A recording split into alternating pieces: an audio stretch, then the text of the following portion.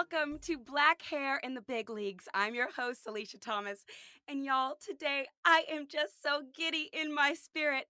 Our guest today, oh my gosh, she plays piano. Wait a minute. She plays piano. She has a blog. She is a correspondent for Extra TV, but she's also an attorney. To me, she is the perfect example of what it looks like to reach your full potential. And even with that said, I feel like she is just getting started. You guys, please help me welcome the reigning Miss USA 2019, Cheslie Kryst. Oh, thank you. Thank you so much for that introduction. You're so enthusiastic this morning. Have your coffee. Oh my gosh. I actually don't even drink coffee. I'm always just like, I have Same, so I much. don't either, which is so funny. Like I always tell friends, like, let's meet for coffee, and then I don't actually order coffee. I have like hot chocolate or What, see, it took me a while to get on that game because I would always order coffee for a something. coffee date, and my body's like, no. Yeah, I just don't like it that much. I mean, I'll drink it if I'm cold, and that's the only thing that's like available. But otherwise, I'm like, No, I feel that. You look so beautiful. I'm so happy to see you and to meet you. Chesley, what an honor.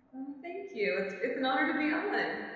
Thank you. So it's a new show. It's a new podcast. I'm launching it next week. I'm so excited. Oh my God, that's so cool! Congratulations. It's a huge endeavor. thank you. It's like Broadway's been shut down for since March, and it's like Yeah, I got to get my creative outlet somewhere. So, yeah, we all do. but can we dive in? Can we start with your year? Did you have any idea that so many history making events would happen in this 1 year of your reign? No, I don't think anybody could have predicted it. Even outside of pageantry, I don't think that anybody could have predicted that you would be struggling with, this global pandemic, that our election would be so divisive, that there would be widespread unrest across the country. I mean, there's so much that nobody could have predicted. But I'm glad that I still get to be Miss USA during this time. It's been really exciting, and I think the organization itself has been really flexible in dealing with what's happening and trying to make sure that we're still connecting with our audience and inspiring people to be their best selves. Right. I feel like you've been doing a great job, like from the outside looking at you. I'm like, okay, it looks like your year is still in full force. Like it's great to watch, and I'm happy that it didn't like come to a halt because of everything that's happening. Yeah. Um, Oh, thank you. but can we get into it because I have so many questions about Let's dive in. about this crown on your head that you have grown, not your Miss USA crown. This crown. Literally, like what? I need to. Where should we start? Can you tell me a little bit about your your your background? Your oh gosh, I'm getting all tongue tied. Your racial background. Oh, okay. So my mom, she's black. My dad's white, and so I have like a mixed, blended family. And I think seeing the different cultures and seeing sort of the background between my parents has been really interesting. Like Thanksgiving at my paternal grandmother's house is very different from Thanksgiving on my maternal grandmother at her house. So I think seeing those two sides has been really interesting. Okay, that's okay. So that make what kind of curl would you just define your curls as? If you know, like 3C, Honestly, four, I don't know, and I've not like I always read where people are talking about like their different right? curls, their number and everything, and I've never really known mine, especially because like my hair, the curl pattern is different on different sides of my head. Like the back of my head doesn't curl at all. I don't know if you can kind of see like No, I've never noticed that ever. because I will. The good thing is that like it is in the back of my head, and so when I'm talking to people, you can't see. But like if you're standing behind me, there have been several times where I've been on photo shoots, and they've been like, "Oh, you forgot to like actually apply product to the back of your head." I'm like, "No, I did. It just doesn't curl."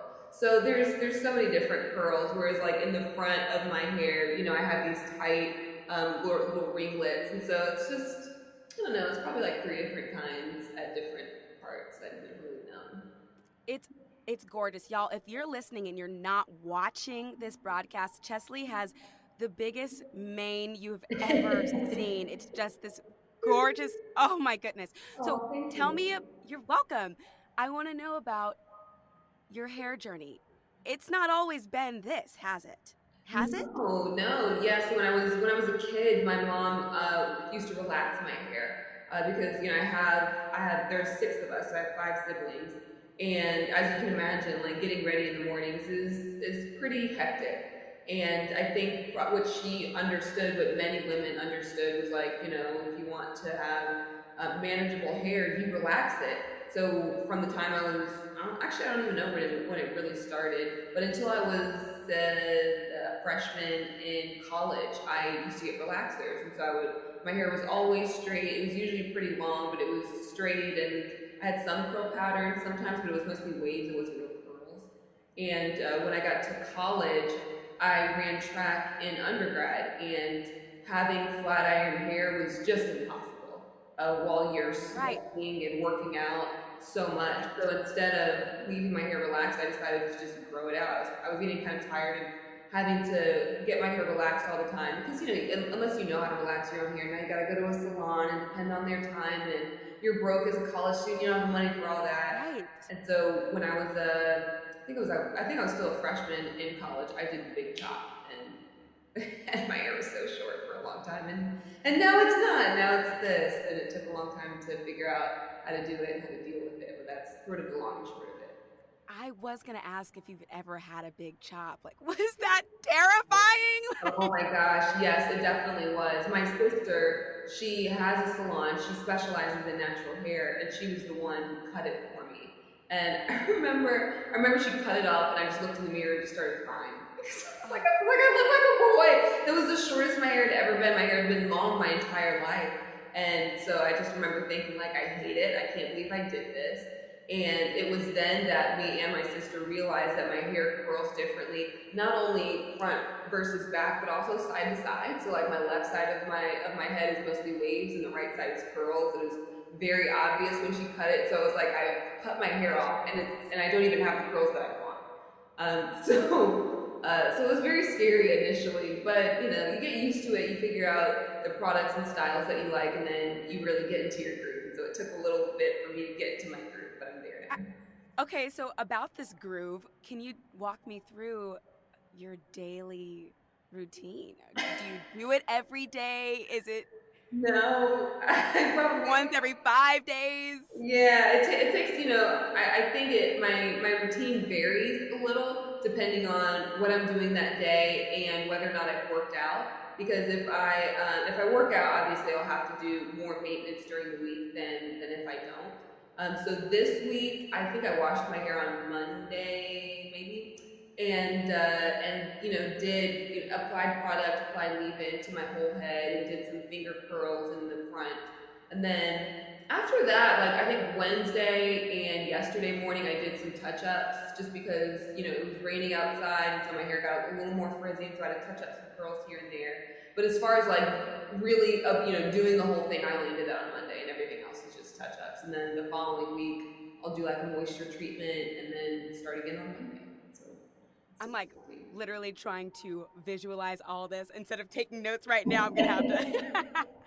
Where are you right now? Like, where in the world are you right now? I'm in New York City. Oh, hi, me too. Yeah, oh really? That's when you hear like construction, people screaming, or random music outside. Like that's why Yes, I'm in the that's city. absolutely. I was like, Lord, I am getting new neighbors. I'm like, please don't do construction today. Oh my god, that's the worst. That and like I live where I live. There's just a lot of flashing lights all the time. So there's like literally flashes of light. You can see like red every now and then right above my head. But you Amazing. get used to it eventually. Um, can I ask what products you're using right now? Yeah, so we actually have a hair sponsor, Chi Hair Oh, Care. So I've actually made a video about some of the products that I've tried from them. I've also used other products, during my life. I've tried a ton of different brands. And so I'm always switching, always trying new stuff. But it's been cool. I think it took a while for me to realize that when I do my hair, I need to have both a leave-in conditioner and a gel because for a while I didn't use a leave-in conditioner. I would only use like the curl cream, and I've realized that my hair needs something with a stronger hold. And so I always use both a leave-in conditioner to hydrate my curls, because any curly girl knows like the big struggle for us is keeping your curls moisturized. It's Yes, so yes. hard to keep moisture in my head. So always a leave-in conditioner after I shampoo and condition, and then after that I also use a really strong gel. And a lot of people, I think, sort of lean away from using gels because your hair will sometimes feel hard after Yeah. the gel. But I think what's helped me to sort of loosen that really crackly hold is I'll take some argan oil after I've applied the product, and after I've gone through it once with the diffuser, I'll put argan oil in my hair, and that usually breaks that hardness. So my hair is usually pretty soft even after I use a really strong hold with a gel. So when you're doing all of this process, how long would it take you, like in one sitting, It if you depends. could?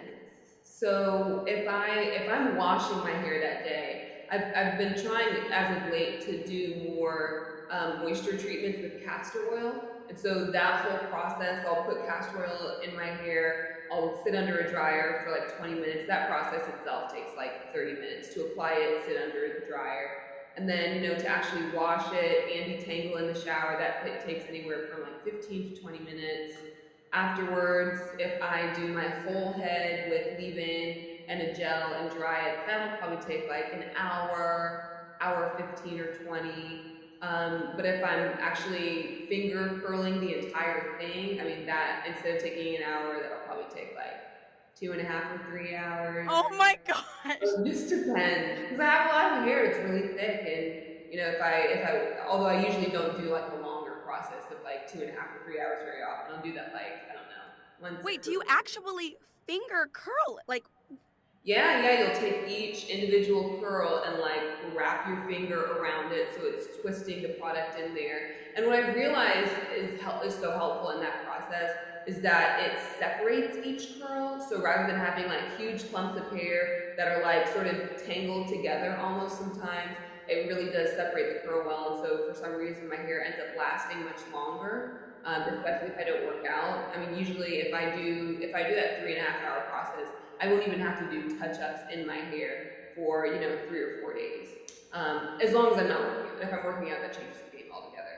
wow. But it's much more helpful, even though it takes really really long. But for a day-to-day kind of thing, I usually I use like, I think it's called a Denman brush for all of my I hair. just got one. Okay, yeah, they're super helpful, especially for detangling. So I'll do that for my head, and then just for the front pieces is when I'll do the finger curl, just to make sure that like the front looks tight. Okay. What? So one of the things that, like, in the Broadway community, what we're talking about, some of the girls that I've had on here, we talk about how is your backstage? Are there any people of color handling the wigs and all the things? Yeah. For you, you have to travel. You are doing all of these appearances. Not everybody knows what to do with texture like yours and with somebody who has as much hair as you. Mm. How do you travel with the same hair person? Do you do it yourself? Are you I just teaching people? Like, what do you? Yeah, I just do it myself for the most part. And there have been different people who have like tried to do my hair every now and then, but for the most part, I just like mostly insist that that I do it myself. There have been a few exceptions for some photo shoots. Usually they'll have somebody there. There have been a couple of times where they've had somebody there to just do touch-ups. But I can't think of a time. Oh, there was one time when we were doing a photo shoot for our sponsor, Cheat. There was a person there who did my hair. And he understood, like he obviously was using the Cheat products. He understood that you need to finger curl, my hair. And so he knew how to do it and did a pretty good job. Other than that, I just do my own hair. I just ask, our managers here at NUO to talk to the people who are, organizing whatever shoot or interview or event, and just say like she'd like to do her own hair. Is there somebody that needs to do her hair? And usually they'll be like, no, just come with it, done, and we'll just style it. Whether I'm doing like, a ponytail or a bun or whatever. I mean, it works out that you know how to do your hair. Yeah, yeah. Well, it took a while to even get there because, like I said, I mean, trying different products, trying different, you know, methods and ways to do my hair, all of that took time. But now I'm in a good place, and so I feel pretty good about just telling people I know how to do my own hair. Just gonna do it like You know that. how to do it? I'm like, Yeah. was it patience? I just am like, oh, I'm still trying to figure out what to do with my curls, but I feel like I'm relatively new to the natural hair game. So Well, they look I'm, nice from here. I mean, I can see like I love the bang. I wish I sometimes I miss having my bangs because I used to have bangs too. But it looks good. I mean, what are you working on right now? What are you like worried about? well, I've been doing a lot of twist outs, but I'm working on wash and goes. And so I I feel like I've gotten the twist out game. I know how to like lengthen my curls and I love the movement that comes with it. Yeah. But the goal, I think, is a wash and go to be able to jump in the shower, jump out, and hit the road. Um, See, but I gotta say, the wash and go, even the word itself is very deceiving. There's nobody that I know personally who actually embodies the sense of wash and go and the ease that it makes it sound like so easy. Like you just get in yes, the shower, you wash your hair, the you're white done. girls. No, nobody does that. Nobody does that. Even the white girls don't do that. Like they still have to go through, you know, a whole drying process and sometimes flat ironing or barrel curling or whatever. But especially natural girls. I think I was reading a thread online and somebody was talking about how deceiving the wash and go word is. Like, no, so don't even just scratch that off the list. Like just know that a wash and go is not easy, especially the first day. The ease of the wash and go comes on like day 2 and day 3 when all you had to do is like take your hair out of your bonnet and then it makes it easy. But first day, oh no, there is no like I get to wash in 20 more minutes Okay. or I'm out the door. That's not a thing. Okay, so you do use a bonnet at night. Is that what it Yes, I have a giant, it's like a jumbo bonnet. It is I can huge. picture it. Yeah, I have it, a little bonnet. yeah. Oh yeah, we're best friends. You'll graduate to the bigger ones. Trust me, you'll get there. Oh, literally the goal. Okay, wait. So, and we might jump back and forth, but one of the things I did a deep dive, Chesley, and I realized when you had run for Miss North Carolina, you decided to wear, okay, I need you to correct me on anything that I'm getting wrong. Okay. You had your natural hair. It seemed like all of the pageants that you had run in before, then you had straight hair for the most part. Yeah. For Miss North Carolina, you were like, I'm going to wear my hair natural. Okay, stay with me for a second. You did not win that pageant. But then the next year, you ran again with your straight hair. You ended up winning. And then the next phase was Miss USA. I want to know, and you competed at Miss USA with your natural hair. Yes. Okay, I've done a few pageants myself, and I would feel like Woo! woo. Go Tiger. And Miss America organization and the Miss World organization. Oh, awesome. I was Miss Fullerton in the Miss America organization out of California, and then I was Miss California for the Miss World organization. Oh, that's awesome. Thank you, Congratulations. girl. Thank you. Well, my thing is, if I lost one year wearing my natural hair, that would have killed my confidence to wear it. Like, and if I lost with my curls and won with my straight hair, my confidence would have been very low to compete again with my natural hair. Yeah. Was that ever a thought for you? No, only because by the time that I won Miss North Carolina USA, like you said, my hair was straightened. I had like barrel curls or something. They're I, beautiful. yeah, thank you. But by then, I had already been regularly wearing my natural hair. It was like all over my social media pages, day to day at my law firm. I was wearing my hair naturally, and so most people who were close to me and knew me, even my directors, after they like saw my social media and stuff, knew me for wearing my natural hair. And so most of the people that I talked to who were in my circle were like, "Oh, you're gonna wear your hair naturally for Miss USA, right?" And I was like, "Oh, am I?" So I mean, it was funny to me that for other people it was obvious that I would be myself and be authentic and wear my hair the way that most people knew me to be wearing my hair, and so for me it was an easy decision. On top of that, on top of other getting the encouragement from other people and sort of seeing that like I need to be my most authentic self. In the alternative, like when you're at Miss USA, there are 51 contestants, 51 of us, 51 delegates from all 50 states and the District of Columbia, and so obviously you need to sort of set yourself apart from other people.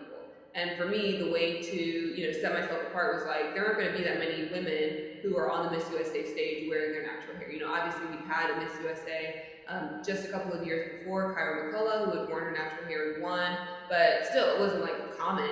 And so I remember scrolling through the pages of other delegates and saying like, nope, she's not going to wear natural hair. Nope, she doesn't have natural hair, curl pattern like me. And so I figured there were going to be like 3 of us maybe who were going to be wearing natural hair at Miss USA. And so I was like, well, this is the way to make it easy. This is the way to be, a little different. I mean, even I think when I got to Miss USA to compete, I arrived with my hair straight, and there were a couple times people were confusing me with other contestants. Like there was once that me and Miss Oklahoma USA would like joke about how we were twins because there were a couple of times where people wouldn't be able to separate the 2 of us, and so I think that just reconfirmed like I need to make sure that I set myself apart by wearing natural hair, and so it was both like an authenticity thing and also like a strategic decision to wear my natural hair.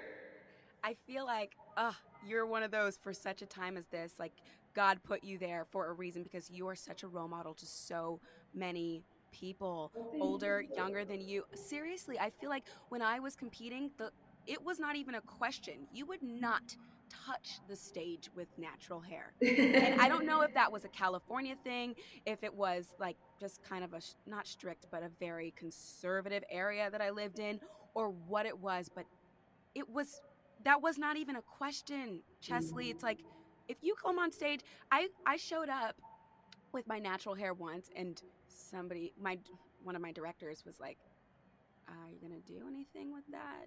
It's kind of frizzy." Yeah, Like, and I've heard many people have sort of similar stories too. yeah.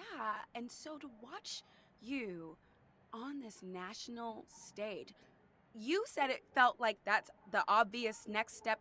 It was the next thing for you to do. It was even easy. But on the outside looking in, that is the most trailblazing.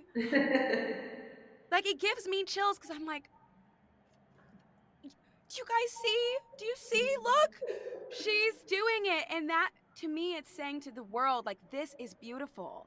We've got a Miss USA rocking her natural curls. I'm going to rock mine. Oh. Well, thank you. I think, for me, I think there have been other Miss USAs who have worn, their natural hair, like I said, Kyra McCullough and Susie Castillo. But I think the important note is not to treat those winners as anomalies. Is that we need to see more and more winners and more women doing well with their natural hair. Otherwise, people will say, she was the exception. I can't wear my natural hair.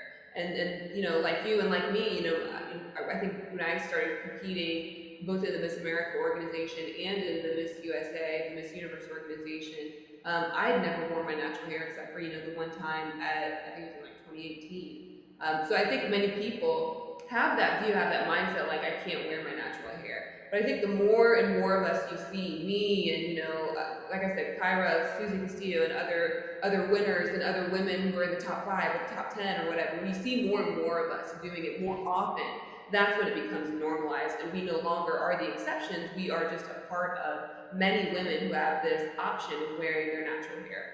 So I'm waiting until we get like, somebody with like a full big fro. I think that's one of the reasons why so many people love seeing Zosie, for example, win, because she's described her hair as like Yes. cork, and she has a different curl. She has really, really different hair. It's short, and so it's something that you never would have imagined. I think us seeing like Miss Jamaica, I think it was in 2017, who was in the top 3 at Miss Universe, who had, an afro. I think seeing more and more of that is essential. I'm waiting for us to see like a full brushed out fro on the Miss Universe. That would Oh be, my goodness, I have chills. And like on the inside, I'm like, I have a fro. What? yeah. I I'm have to always like, do it. would I ever dare to show up to the Tony Awards with my natural hair We need like to do that it, yeah. with an afro. I don't know. Like, you might be inspiring me. No promises. Well, I mean, other people have inspired me. Like, I think it was Sierra who wore the giant brushed out fro at the Met Gala, and other stars who've worn brushed out fros on red carpets inspired me to wear my brushed out fro on the BET. I It was saw the that. Rock Awards, yeah. And so it's like we need to see more of this. If we just do it. We'll show other people that it's possible. Especially when, like, the public perception of you is already, oh, she is beautiful. It's like, you can revolutionize anything. Oh, thank you. No, I absolutely love that. So your mother, she was a Mrs. North Carolina as well? Yes, yes, she's a former Mrs. North Carolina US 2002. So she won a pageant for married women, and she really was my inspiration for competing. That's awesome. I have a friend, her name's Shantea McIntyre, who did the Mrs. California. And so she's also married with 4 beautiful children. So I'm like, I understand that system. And she was talking about you in her interview. Her curls are gorgeous too, Cheslie. Oh my gosh. Oh, that's awesome. I need to look her up so I can see them. Oh, she's fabulous. Um, but like, can we talk about, and this is not your hair, but like, you have a 16 pack. Can we talk about your abs for a second? I'm literally like, I just need to put your picture on my wall so I can put the Cheetos Acrobats down. don't look like that. How chiseled? You're chiseled. Oh, well, thank you. Well, yeah, I think I just have an athletic background. I wish I could say it was just me and just me putting in hard work all the time. That certainly is a part of it, but also, like, my dad was a college athlete. My mom just ran like the New York Marathon for the first time last year and did Oh my gosh. it. And yeah, and one of my brothers played pro soccer in Australia. Another one of them was a D1 football player who just graduated. And so, like, we're just athletes at my house. And I think it's not really like just that we work hard, it's also that's sort of where we come from, is like our parents, and everybody runs. My stepdad does CrossFit, everybody does. It's like our activity on the weekends, like who's going to the gym with us. So I think that was really it, which is like the culture of athletics within my family. Oh, yeah, I don't come from a family like that. Yeah, honestly, I think that most people have more interesting things to do than just going to the gym on the weekends. But that for us, that's what we like. That's what we're used to. Well, it's bomb and it looks bomb. I have a few more questions for you before I let you go. So obviously this year the pandemic kind of just sucks. It honestly just sucks. But before all of that happened, and there might have been some crossover. Can we talk about Black Teen Miss USA, Black Miss Universe, Black Miss America, you Miss USA, and I even think maybe Miss World also is Black? What is it like being a part of this girl gang of history? I mean, for such a time as this, if there was ever a time to win the title that you have, what I think God is just like, oh, this is the best time for you. How do Oh. you feel about that? Yeah, I think that it's been really exciting, and just as a pageant fan and a woman of color, it's thrilling to watch, but it's also a little surreal to know that like I'm a part of it, because there are so many times where I'm like, oh my gosh, so cool, we've got all these women of color who are in these incredible roles, and I'll be looking at pictures and I'll be like, oh my god, I forgot, like I'm one of them. And I think that moment is just for me a full circle moment, because I've been a pageant fan for so long, and there have been so many women of color who have been trailblazers for me, and like my mom that I mentioned, and it's just exciting. It's exciting to be a part, and I hope that more women of color are so inspired by us that they compete, and that they understand that not only can they win as Black women, they can bring their friends with them. I love that. Well said. And another question that I have for you is, I know that being a part of a pageant system, a lot of times when you are saying anything public, especially political or that could be controversial, there's like a way and an art almost of saying it without offending anybody. it's kind of what you have to do because you've got people from all sides looking at you. You're representing, especially at your national platform, you've got people from all sides listening to what you're saying. Mhm. How do you balance that, trying to not offend anybody, with, okay, George Floyd has just died, and now there is a whole movement, and I fit into that demographic? Like, that's my. How do you balance Black Lives Matter, but also not offending like, what? How do you deal with that? I think I have to give props to the Miss Universe organization for really empowering women, including me, to express our opinions. Because I think that there certainly have been times when I've competed where I felt like I couldn't say what I really meant, or I couldn't explain what I was feeling because it was. Wait, hold on. Let me just turn my air conditioning off really quick. 'Cause that's really loud. It's okay. There we go. I'll start over. Heard. Okay, thanks, Meg. Let me just wait for this to turn off. There we go. That happened yesterday while I was doing an interview. I was like, oh my god, please shut up.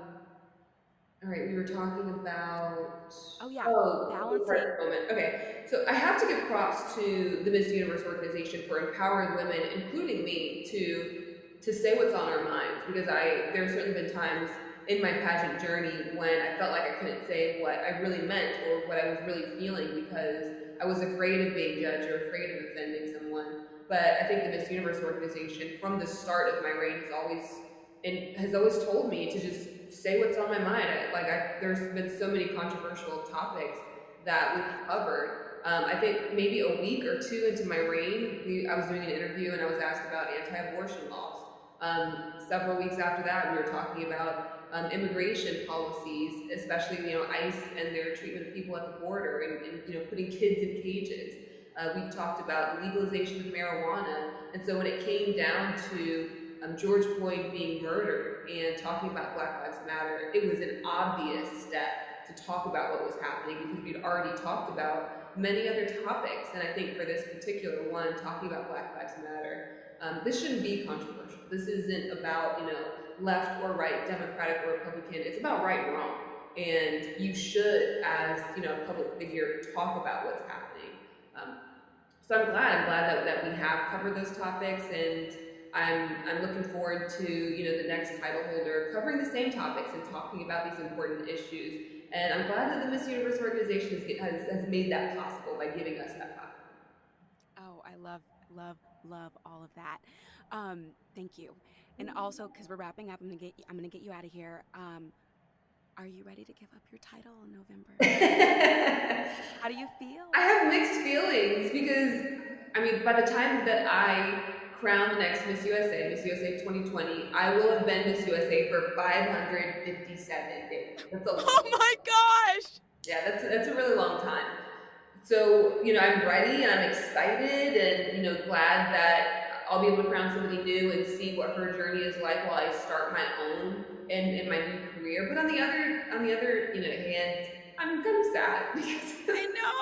I've kind of grown into this role and Right? like now I'm used to being Miss USA and like now they're gonna take it back from me. That part of it is a little heart wrenching. But I think just the excitement of seeing the pageant and me starting my own life, my sort of next step, I think that excitement kind of dulls the pain of not being able to be Miss USA anymore. Oh, I will be watching. It's November 9th, right? November 9th, yeah, and then Miss Teen USA is on November 7th, so that'll be just a couple of days before. Oh, I cannot wait to watch. I'll be crying with you from my living room. I'm sobbing on stage. They're gonna have to carry me out in a wheelbarrow. Oh my goodness. I am so in love. Thank you so much for coming on here. I appreciate you spending the time and for letting me ask all of the hair questions. I'll be like, oh, try that. Let me get some chi, honey. Absolutely. Thanks for having me on. Thank you so much, Cheslie. Awesome. Thanks, y'all.